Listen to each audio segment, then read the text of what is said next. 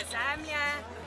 Boj proti jedrski energiji. Greenpeace je organizacija, ki nam svetuje, pove, kako in kaj, da varujemo okolje.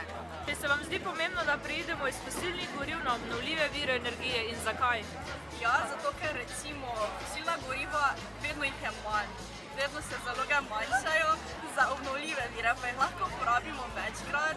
Mestna občina Maribor se zaveda, da je prav urejeno in zeleno okolje tisto, ki nam omogoča preživetje.